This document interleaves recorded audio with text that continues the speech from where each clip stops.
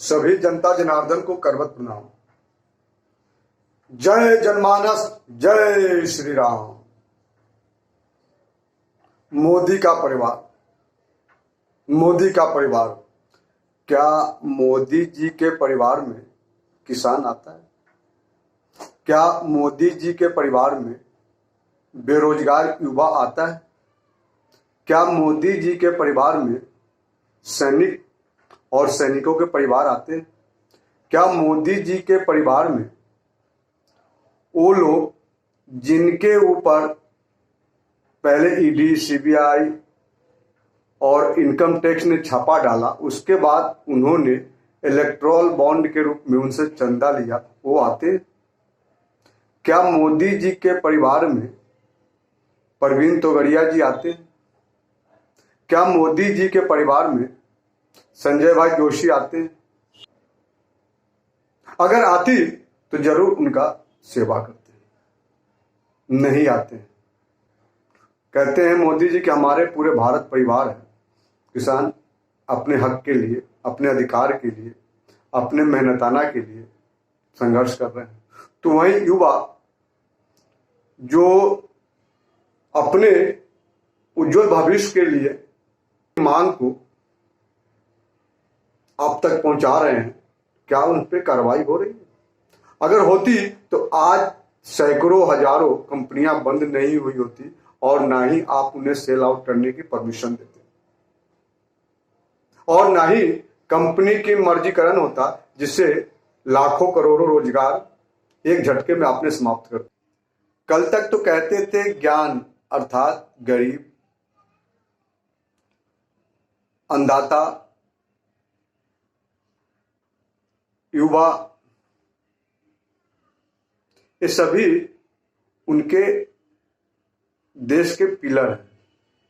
जो लोग कहते हैं कि मोदी का परिवार, तो उनसे ये पूछें कि मोदी का परिवार में क्या वो पुलवामा के शहीद वीर सैनिकों के परिवार भी आते हैं, जो अभी भी न्याय की राह जोर है कि उनके शहादत परिवार के सदस्य को न्याय कब मिलेगा, कब पाकिस्तान के पर अटैक होगा, कब पीओके पर अटैक करेंगे? पीओके सिर्फ चुनावी मुद्दा है और चुनाव के लिए राष्ट्र को आप गुमराह कर रहे हैं। हम बिहार वासी मोदी के परिवार नहीं है। अगर होते तो बिहार में पिछले 20 साल से डबल इंजन की सरकार चल रही है, तो वहां विकास होती, बहुत सारे फैक्ट्रियां लग गई होती। आज वहां पे फैक्ट्रियां तो छोड़ी, जो फैक्ट्रियां चीनी मिल, जो कुछ फैक्ट्रियां थी वो भी बंद है। शिक्षा व्यवस्था और शिक्षा आज वेंटिलेटर पे है। तो मोदी जी के परिवार बिहार वासी तो नहीं है। मोदी जी के परिवार सिर्फ गुजरात हो सकता है या कुछ अन्य राज्य हो सकते हैं, क्योंकि उन्होंने तो देश के अन्य राज्यों से भी कंपनियां बुला बुला के गुजरात में शिफ्ट करवाया है। पिछले दिनों महाराष्ट्र से कई कंपनियां गुजरात शिफ्ट हुए। हम बिहारवासी तो जगत जननी सीता के परिवार से, सम्राट अशोक, जिसे महान अशोक भी कहते हैं। हम बिहारवासी सरस्वती सहसानंद शास्त्री के परिवार से हैं। हम बिहारवासी गुरु गोविंद सिंह के परिवार से हैं। हम बिहारवासी बाबू कुंवर सिंह के परिवार से हैं। हम बिहारवासी आर्यभट्ट के परिवार से हैं। हम बिहारवासी डॉक्टर राजेंद्र प्रसाद के परिवार से हैं। हम बिहारवासी जननायक कर्पूरी ठाकुर के परिवार से। हम बिहारवासी लोक नायक जयप्रकाश नारायण के परिवार से हैं। हम बिहारवासी अपने बिहार के परिवार से हैं, जो अपना भविष्य खुद बनाना जानते हैं और निकल पड़े हैं। आज बिहार भारत का मैनचेस्टर बन चुका, अर्थात मजदूरों का घर। जो कांग्रेस आजादी के बाद कांग्रेस ने जो प्लान किया था, उसी राह पे चलते हुए नरेंद्र मोदी जी सरकार ने उसे और आगे लेकर चले गए। जहां युवा रोजगार के लिए तरस रहा है, जहां युवा शिक्षा व्यवस्था के लिए तरस रहा है, जहां युवा शासन और प्रशासन के मार से तरस रहा है, तड़प रहा है। तो ये सोचिए, पिछले 20 साल से मोदी जी के डबल इंजन की सरकार है, फिर ऐसा बिहार में क्यों है? तो बिहार वासियों अब सजग हो जाइए, सजग हो जाए। ये नरेंद्र मोदी सरकार ऐसी सरकार है जो उद्योगपतियों पे, पूंजीपतियों पे, लोग नेताओं पे जो उनके अगेंस्ट है, उनके ऊपर ईडी, सीबीआई, इनकम टैक्स से छापा डरवा कर पहले डराते हैं, फिर वसूली करते हैं इन इलेक्टोरल बॉन्ड के रूप में।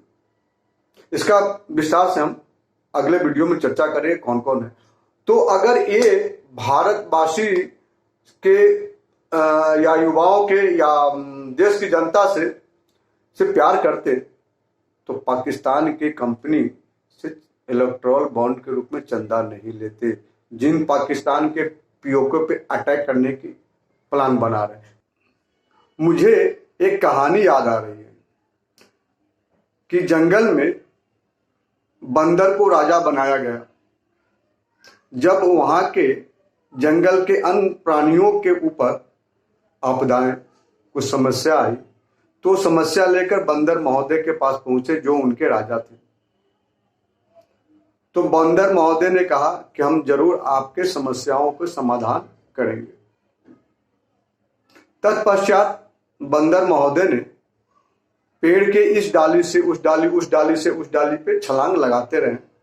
जब समय गुजर गया, सभी उनके जनता जनार्दन उनके पास आए और पूछे, महाराज हमारी समस्या का समाधान हुआ क्या? तो उन्होंने कहा, देखो हमने भरपूर कोशिश की, भरपूर मेहनत किया, लेकिन कोई समाधान नहीं हुआ, तो इसमें मैं क्या कर सकता हूं?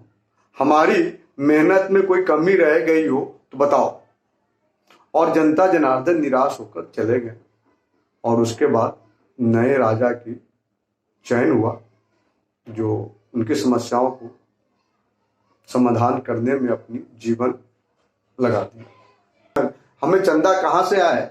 चुनाव लड़ने के लिए चुनाव में हम पैसे पानी की तरह बहाए, एक सीट पर वो 100 करोड़ तक की खर्चा करते हैं।